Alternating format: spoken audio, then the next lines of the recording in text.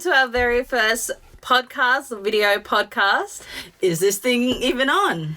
Digital Contents Creative Podcast. So we are so excited to start this podcast with our very first guest. We actually just met her this year, actually. It's so exciting because we connected so easily and we've managed to create such a great friendship with her. And she's actually been a part of our events as well. She was there from the very start. So we're so pleased to introduce to you Bianca, makeup artist, who we're so proud to use all the time. So welcome, Bianca. Thank you so much for joining us on our very first podcast. And I guess the first question that we want to ask you is, how did you actually get started in makeup? Like, what was your journey? Were you always into makeup? No, before makeup, I was doing a bunch of courses, and I was in fashion first, and then I met a friend in fashion, and she's a model, and she'll show me all her photo shoots, and her makeup looks really stunning. So that's kind of where my makeup, my love for makeup kind of sparked, was when I saw my friend's modeling shots, and then from there I decided to go into beauty, which was like 2011, 2010. Amazing. Wow. That's cool. Yeah, that's cool. So you've been doing that for more like 10 years now, makeup? Oh yeah, well, beauty, yeah. And then makeup for about 6 or 7 years. Wow. That's amazing. It's really cool. And we love your look today. Like, it's so beautiful. It's so stunning. What was the inspiration behind that? Or were you just playing around? Do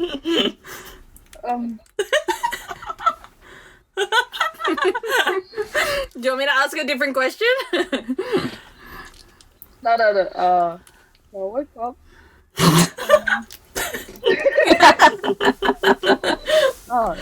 Yeah, so like I got changed and my house got out of there.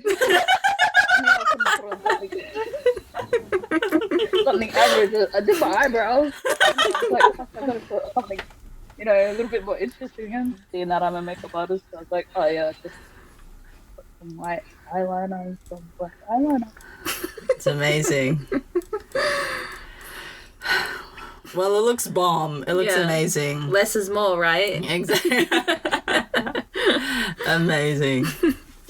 So how have you found lockdown and, with the creative industry being down and all, like, what keeps you motivated and what keeps you, like, inspired? Yes, there's cons and pros in lockdown. Before lockdown, I'm usually busy and, working whatnot with makeup, just working in general. And then with lockdown happening, you don't really have too much to do.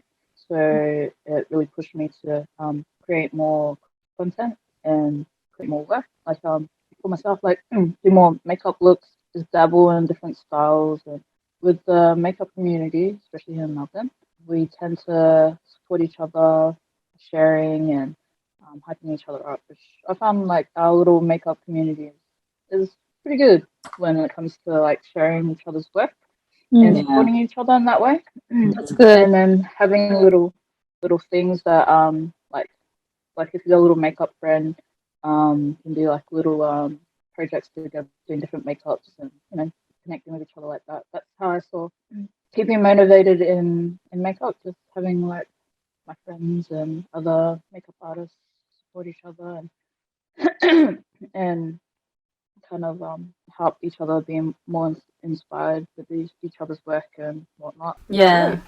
We totally understand. It's just like a few weeks ago when you started posting about the history of makeup and everything, like those posts were absolutely amazing, and just the way you did it. What was the inspiration behind doing the history and actually adding more value into the community when you started posting that? What was your inspiration? I did one look, which was the first look I did. I didn't post it first, but the first look I did out of the colourful history series I was doing was the 60s style makeup with the yellow makeup with the cut crease. Yeah. And I had booked in to do a photo shoot with you guys before lockdown. Yeah. And that's what I was gonna do. And Jamie was Right. Oh, really? Oh my amazing. gosh. that's the style of makeup I was gonna do for the shoot that I wanted to do with Jamie. And what I did was I kind of did a test on what color I wanted to be. Yeah. Because I wanted to be in the pink room. Yeah. Yeah. Be pink. So I was like, nah, I can't be pink. So I was just In pink. dabbling on the yellow and blues and whatnot. And I did that one look first. And then I was happy with that, and I was going to do that for with Jamie. But then lockdown happened, and it was like lingering in my photos. So I was like, oh, well, I'll do some more. And because I'm like really big fan on history and makeup history. Makeup history is like so interesting, and it's buzzy as because you wouldn't think how far makeup has come from here and then. Like, so a lot of people don't think makeup was like even thought of like back in the 1940s or even further back. Like, makeup goes way back. Red lipstick, eyeliner, those things were like way back. They're like Egyptian times. But so makeup's been around for a long time. The history of makeup was always inspiring to me. I really enjoy learning more about makeup when it comes when history is tied with it. Yeah. I don't know, it's interesting.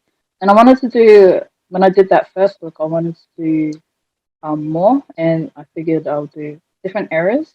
And being that I was already yellow, I thought, oh, can't do an average looking era of makeup. So yeah, I chucked in different colored styled makeups, different eras to give it a bit of a twist, something interesting, different. Yeah, just different to look at, and it's not historically correct, obviously. We weren't walking around looking blue and shit. Yeah. Style of the makeup is kind of in that era, but extremely exaggerated. It was just more fun, something different, something when you do one makeup or one certain look, you kind of just want to carry on, and then you have like, you just want to finish the series. Yeah, that's every time I did one, I added more, and I was like, oh yeah, I'll do 1970s, 80s, 90s, 40s, whatnot. And I have a bit of knowledge when it comes to makeup history, only because I find it really interesting. Yeah. No, it was definitely it was amazing. Yeah, like it caught our attention, and we don't really do makeup, as you can see, but like the history and how you like portrayed it was amazing. Like, and it was very educational, so we really enjoyed that. It was really good. Yeah. Now you have to do futuristic. Yeah. So we talked about like you working in runway. Like, that's amazing in itself. Like, how did you get into it? Or, you know, like you went all the way to LA. It's amazing. New York. Oh, New York. Getting the cities mixed up. all right. But yeah, you went all the way to New York. Oh yeah, so I was always interested in runway makeup. Always.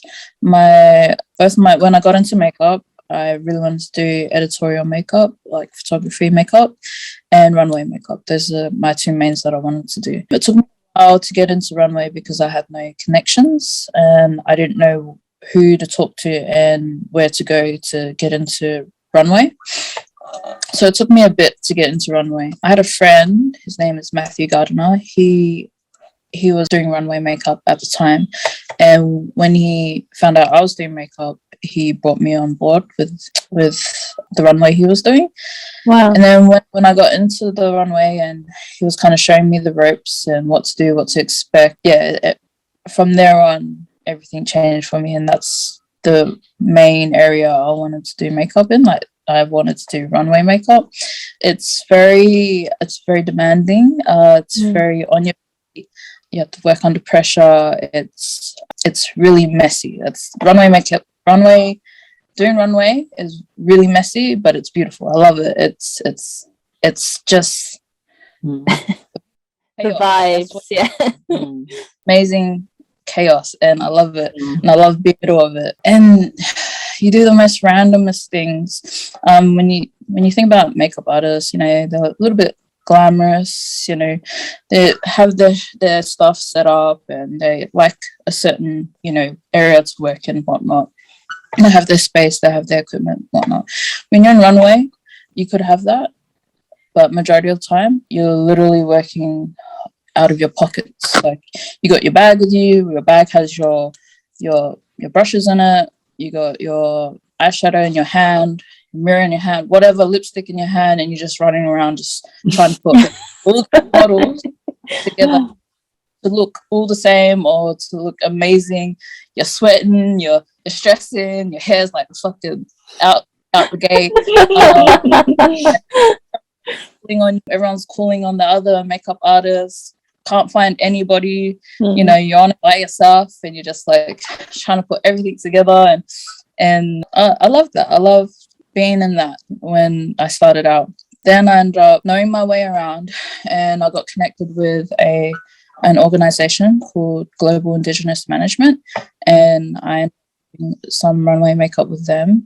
They really liked my work and the way I handled things, and they wanted me on board. And eventually I got to be their head makeup artist and lead a lot of the makeup teams for a lot of their runways for maybe 4 years or a little bit more.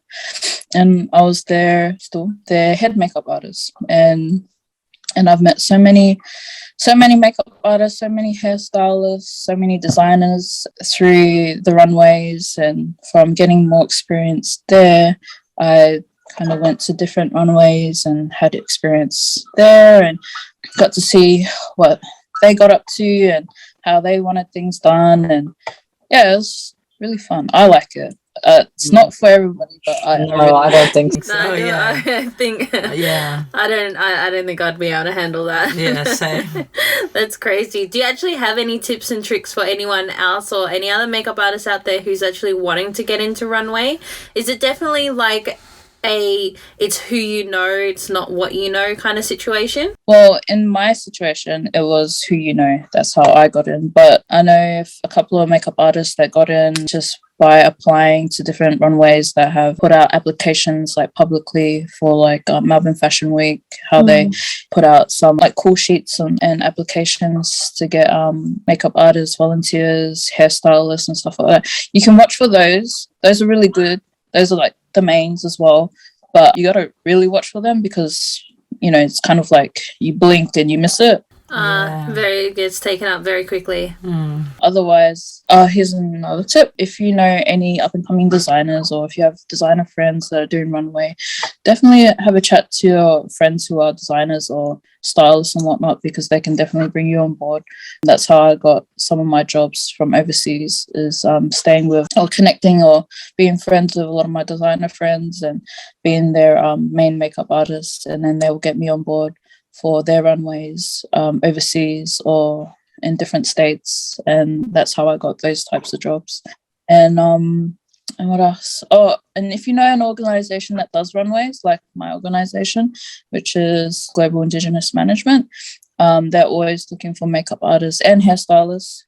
Always looking for hairstylists. You find that hairstylists are harder to find in the runway industry. We're always looking for a new set of people all the time, and for, you know, just for makeup artists who are learning, also getting their feelers out to see how runway would, you know, work for them, or it's just something for the makeup artists to kind of tick off their list, stuff like that.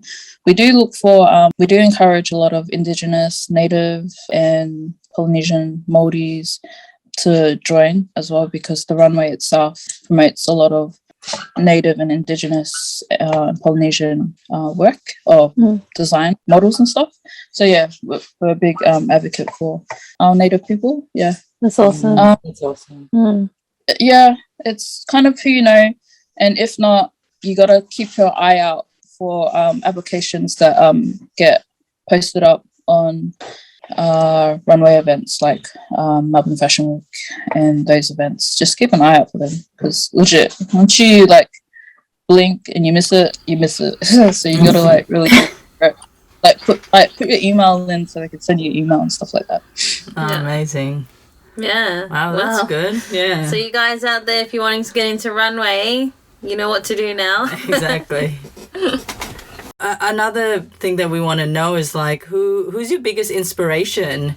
So who do you know, get your creative ideas from? Who do you look up to, basically? I'm inspired by plenty of people. One of the main artists I look up to and inspired me, especially getting into runway, was Pat McGrath. She goes way back and does a lot of big runways for New York Fashion Week, London Fashion Week, Paris, all those. She's a big timer, and she definitely inspired me to get into runway and experience that beautiful chaos. I do enjoy seeing a lot of her work, or past work. Yeah, she's definitely a big one. The people I follow that I enjoy and I love seeing their content is, from the top of my head, Aaron 4.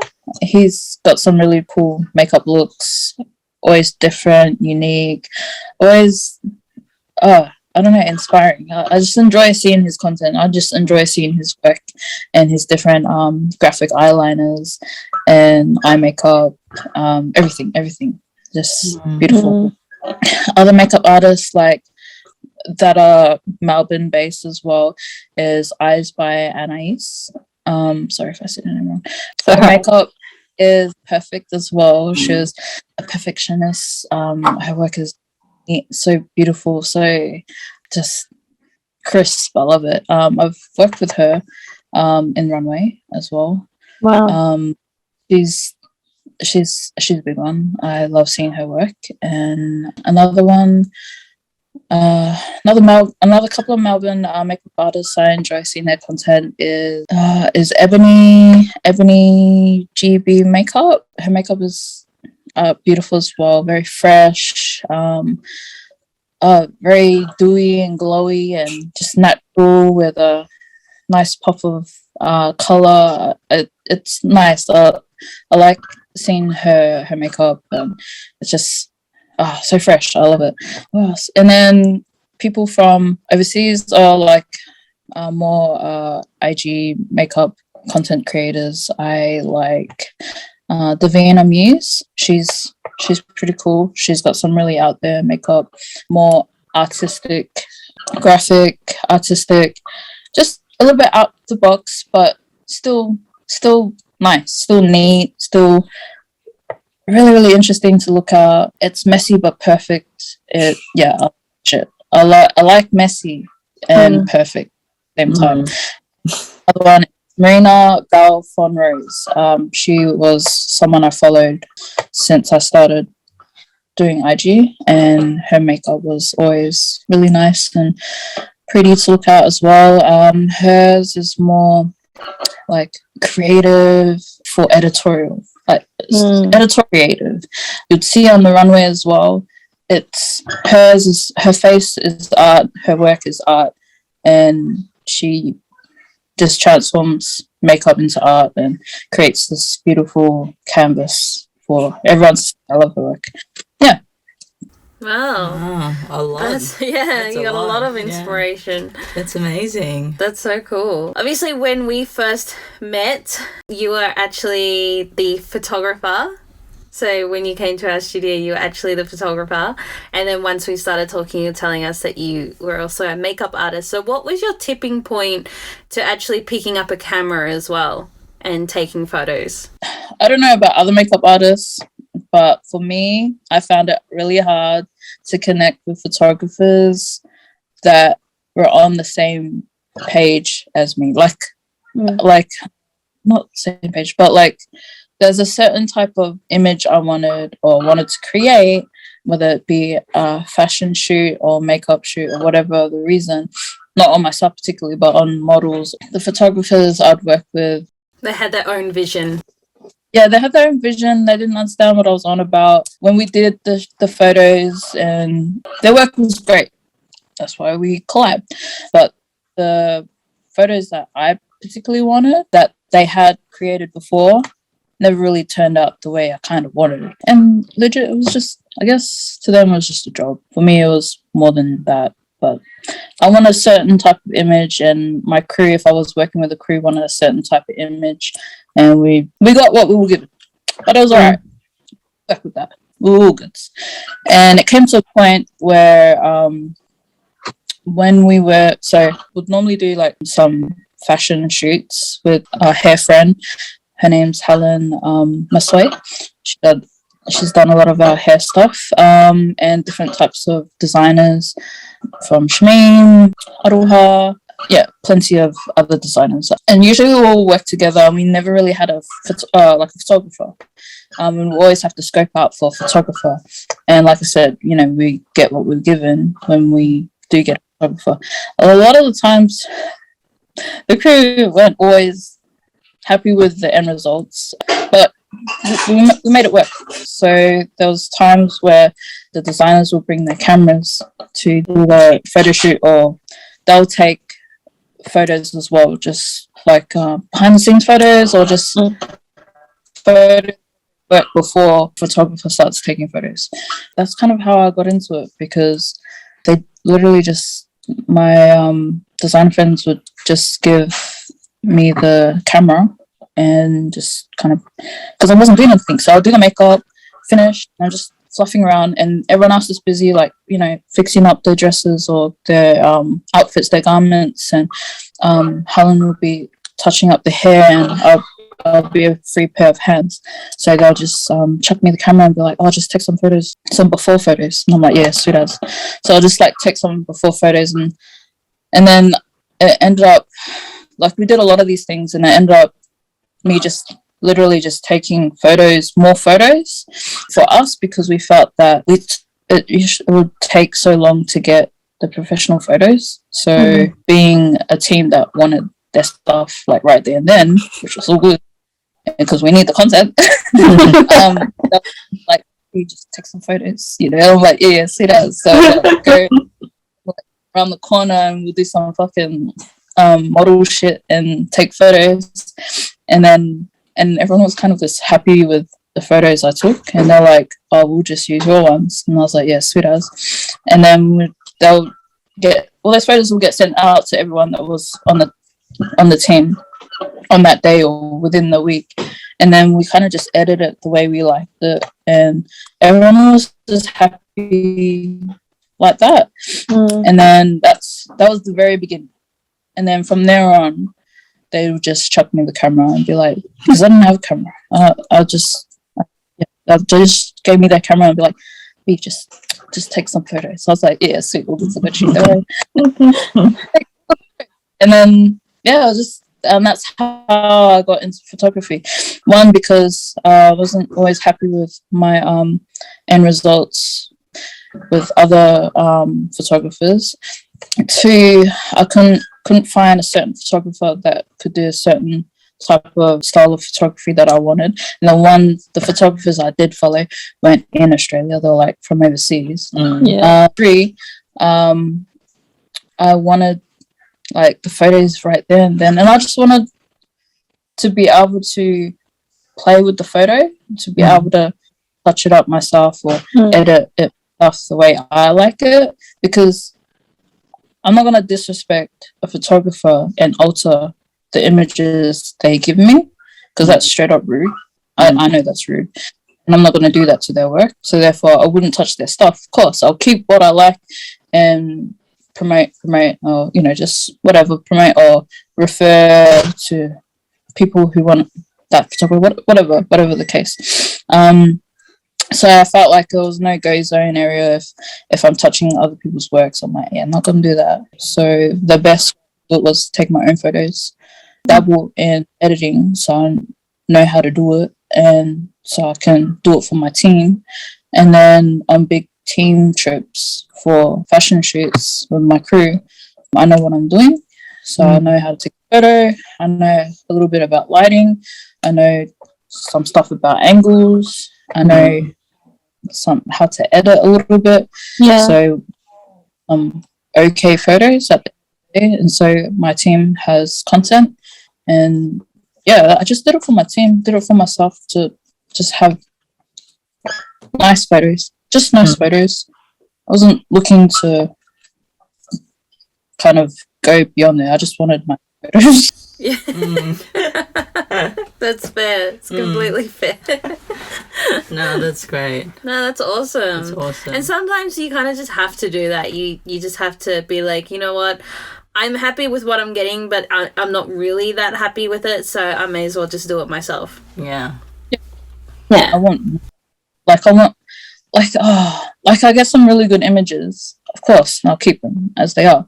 And then there's some other images that I just want to just add my flair into it, but I can't because I'm not going to add disrespectful for the person who created that image. But in saying that, I do have a lot of I do have a few photographer friends that I do like seeing their work and being a part of their work and being on their collabs and stuff. So yeah, but yeah, there's no no hate towards other. Yeah, of course. I like all the No, we understand. Totally understand. shit. Amazing. So a few people wanted to ask a few questions. One of them is well, actually, we should you remember the other night how we were just posting about questions for people to ask for you? Oh yeah. On Instagram. So yeah, we did get a few questions. And one of them is how to find the perfect pinky/nude lipstick. How to find The perfect pinky/nude lipstick. How to find the perfect pink nude. All right. So for perfect pink nude, lips.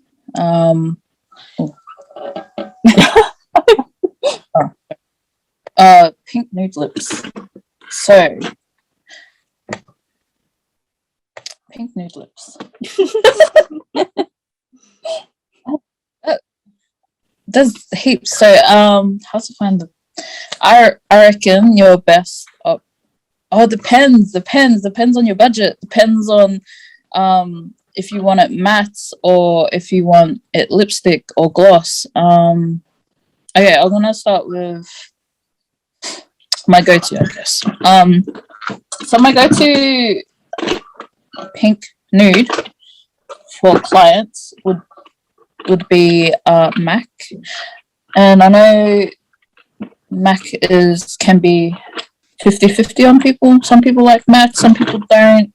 There's plenty of reasons why people do and don't like certain types of makeup. I'm trying to find the makeup. So my little pinks, reds, nudes palette, lipstick. I tend to, for someone who wants a more pink nude, I tend to mix the bright pink into a nude, or depending on the skin tone as well. So I'll chuck on, so I'll just scrape a bit, put it on my palette, and then kind of add the two to create a lip suited for that person. If you want more pink, you add a little bit more pink. If you want more nude, you can add a little bit more nude or lessen the pink. If you want it matte, if you want a lipstick and you want matte, just put a bit of powder over your lips. If you want the lip to be more glossy, just add gloss. If you want just a nice pink gloss, definitely Fenty. Fenty's a good one. In the color Fussy or Sweet Mouth, but these will look kind of pinkish on me and might look on someone who's a little bit lighter, might be just a little bit more nudish than pink. And then we got your matte lipsticks.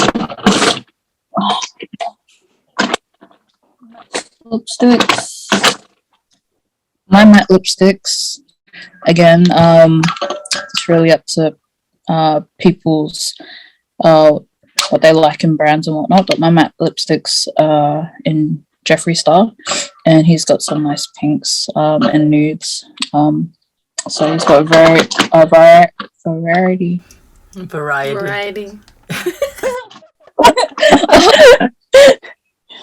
trying to find one, but there's like so many. So a good watermelon is a good pink. From what I've just pulled out now, watermelon, which is pink, and celebrity skin, which is nude. You can mix the two to create a nice pink nude. Add more nude for it to be nude. Add more pink for it to be more pink. I do have a pink nude in there somewhere, but my matte are usually Jeffree Star. My lipsticks are usually MAC, and my glosses are usually Fenty. And I do dabble in other lipsticks as well, but can't. Yeah, but that on the top. Yeah, that's it. Mm-hmm. Amazing. Awesome. That was So really I hope, insightful. I hope was that really good. answers that question. Another one is how to get the perfect eyeliner wing. I guess depends on your eye shape as well. Depends on how thick or how thin you want it. Depends on the length of it. Whereas mine's a little bit more elongated. If you want a short flick or long flick, and also what product do you want to use? Do you want to use a liquid or a cream or a pen liner, a pencil, or you can just use your eyeshadow, your black eyeshadow to create it. And then also depends on your brush. So hold on. For me, I'll show you two brushes that I normally use for eyeliner. I'll find it. Sorry, it's a bit dirty because I used it. So an angle brush, which is brow brush, but an angle brush is good. This one's a little bit thick on the in and the out, whatever. So when I use this one, it gives me a little bit more of a thicker eyeliner. And this one's more a thin brush. Oh my god, my hand's dirty. My hand's dirty. Yeah.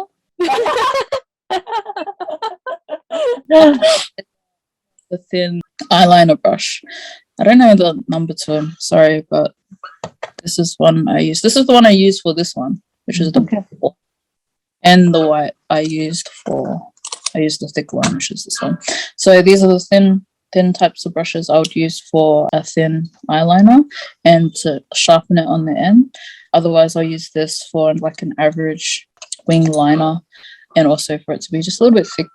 This goes well too. I like a good angle brush because it's just sharp. Or you could product at the end and kind of go into the outer corner of your eye, press it down, and then see if you like that, and then fill it in. Well, not a tip, but a cheat. The eyeliner I use is not eyeliner. It's face paint. Yep. What? I use paint for my eyeliner. Only for the makeup looks that I have on my page.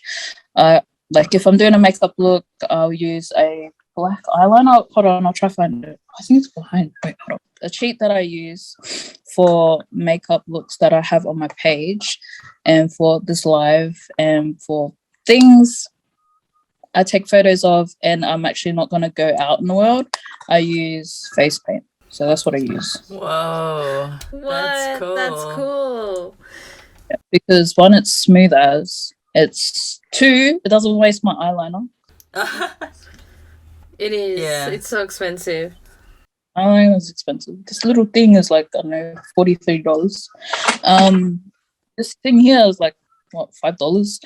So I face paint for my makeup looks, for eyeliner, and for lives or anything in the house. So just if I'm not going out, wherever, I use this. Or sometimes actually when I do go out, I use this. Depends. If I'm not sweaty, I'm not gonna sweat. If it's like not in the sun and I know I'm not gonna be in the sun, if I know I'm not gonna be like teary-eyed or whatever, if I know I'm not gonna be drunk or like, oh, I love you, whatever. Being drunk. I wear my normal eyeliner. But if I know I'm not gonna do that, I'll wear this. Yeah, Wow. yes. Wow. Wow, there you go, guys. That's amazing. That's cool. Another one is, I guess I'll rephrase it, but the question was how to make it so the camera doesn't completely wash it out. So I'm assuming how do you put makeup so that when you take a photo, like I guess you can still see it. I assume that's what she's trying to say. Oh, all right. So Use face paint. face paint. You're taking a photo, and is she getting like flashback? And is she still seeing like creases or something? Or maybe it's No, like washing the washing color out.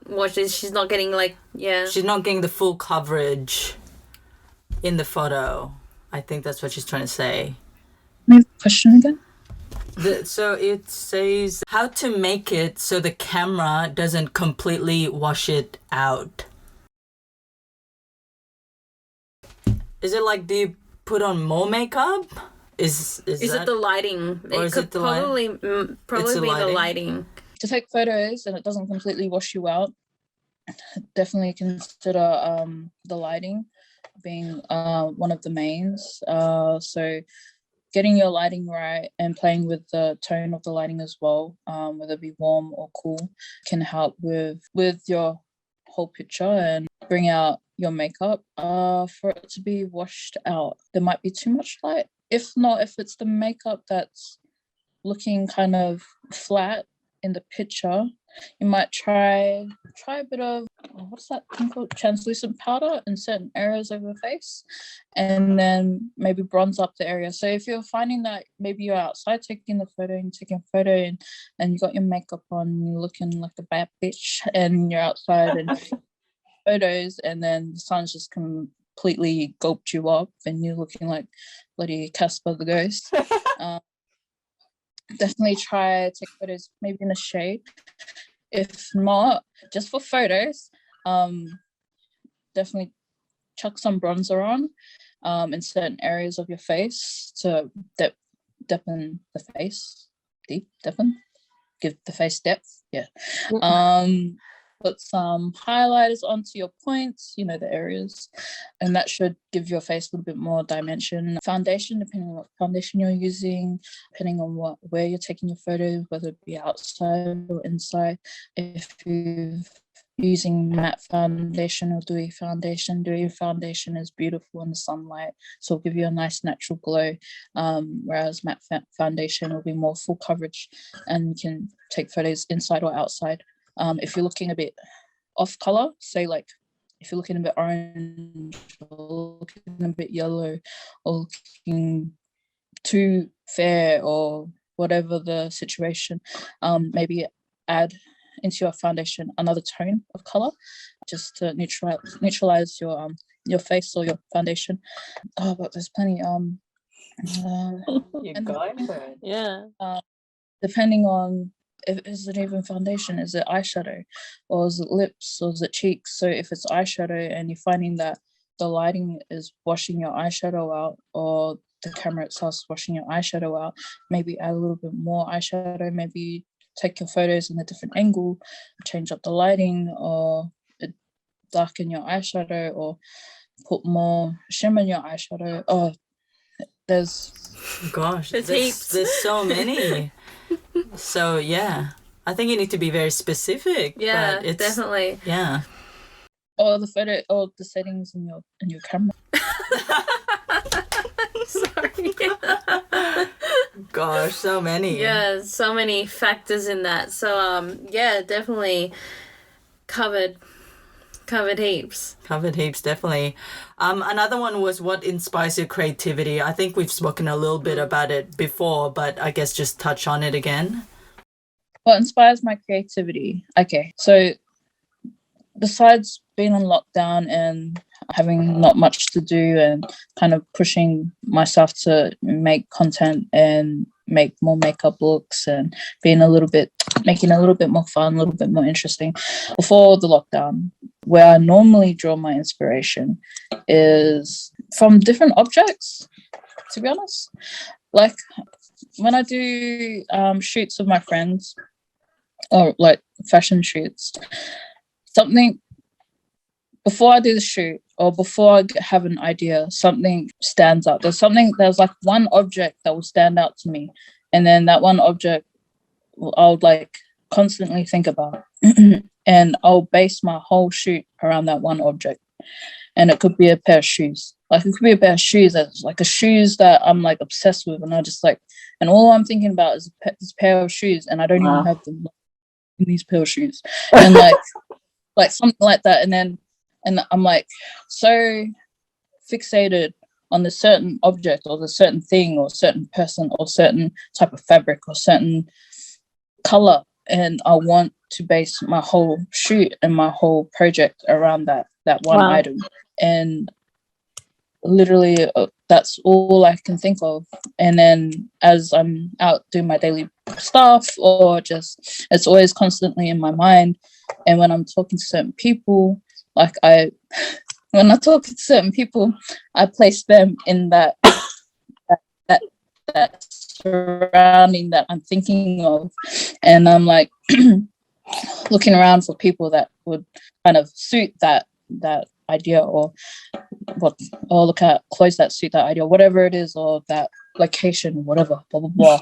But yeah, the main way I draw inspiration is being really fixated on a certain object, color, location, fabric, and then I'll base my whole makeup around that thing, or my whole shoot around that thing.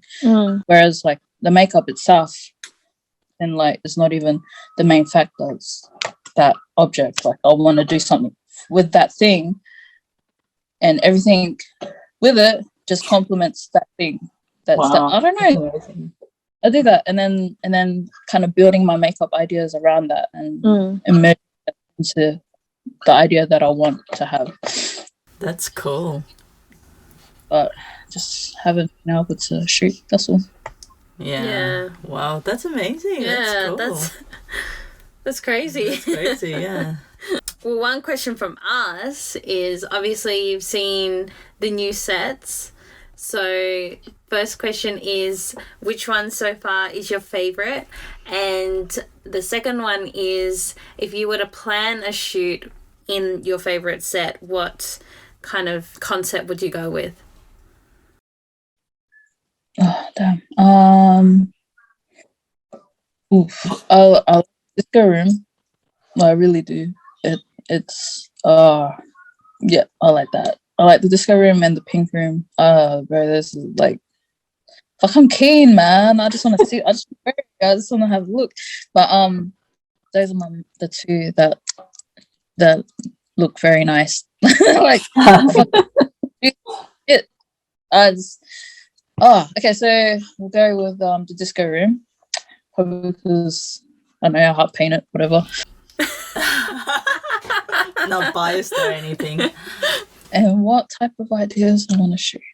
You know, I've been thinking about that a lot actually. I've been like sitting here, like, well, not here, but I've been thinking about different people, like the thing that I just finished saying, like I've been thinking about different people, different styles in each of your guys' sets. And so in your disco room, I want to do like obviously a classic 70s vibe, disco vibes, more what do you call it, more what's that word, exaggerated, more the disco vibes, like beyond exaggerated, sequence everywhere, fashion, obviously a fashion shoot, a very very big fashion shoot. Yeah, that's kind of what I was thinking. That's 70s disco, sequence, exaggerated afros, big hair, exaggerated makeup, almost drag makeup. Yeah, fashion shoot, models, all sorts. Hell yeah. Amazing. That'd be awesome. That sounds cool. Wait, and for the lens, I want it to be that fish lens. Yes. Yes. Yes, that would be so cool. And it's all like... Yeah, that's sick. Yeah, and they're just like playing with... Yeah, that... What's it called? Fish? Yeah, fish eye. Fish eye. But we can't end this podcast on that. We do have one more question to ask you, and we wanted to ask you about your rhinestone business. Oh, Be excited. So I know that we've actually spoken about it in person. Tell us more. okay. Okay. So what happened was lockdown, and trying to find another means of income. I decided to start. Well, me and my kids decided to start a business. I got the idea of us starting a business. So it's a family business for me and my 3 girls. So together we kind of brainstormed together of what business we should do. And they're like, Mom, what about eyelashes? I was like, no.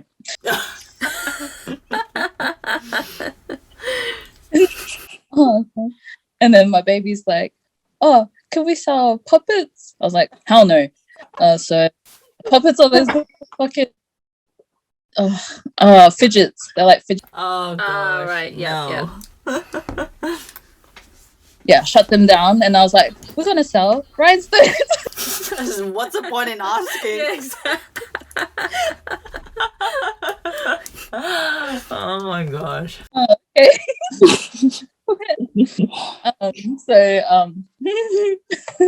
So I decided to start a business called Darling Rhinestones.